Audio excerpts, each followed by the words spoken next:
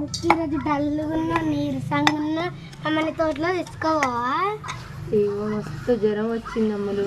మొన్న నుంచే, నువ్వు నిన్ననే వచ్చినావు కదా, మొన్న అక్క వాళ్ళు వచ్చిన రోజు నుంచే మస్తు జ్వరం వచ్చింది. మీరు వచ్చినా అనే సంతోషం కూడా లేకుండా పోయింది.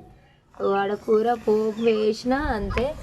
ఇగో ఈడ అల్లవెల్లిపాయ దంచుకుంటూ కూర్చున్నా. అసలు ఈడ కూర్చొని కూడా ఓపిక లేదు నాకైతే.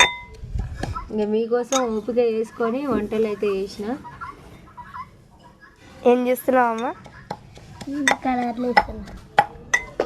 నాకైతే ఫుల్ జ్వరం వచ్చింది అనుకుంటా కాదు, కానీ పిల్లలు చూసి రాక ఇంటికి వస్తే మా పిన్ని అడ్డం పడ్డది అన్నట్టు అయిపోయింది. నా పరిస్థితి అయితే ఇట్లుంది.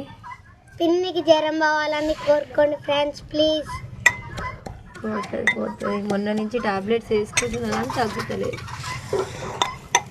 కొద్దిసేపు మంచి హుషారుగా పనిచేస్తున్నా, కొద్దిసేపు ఏమో అస్సలు ఓపిక అయితే లేదు. కూర అయితే తమ్ముడు చేస్తుంది ఇప్పుడు.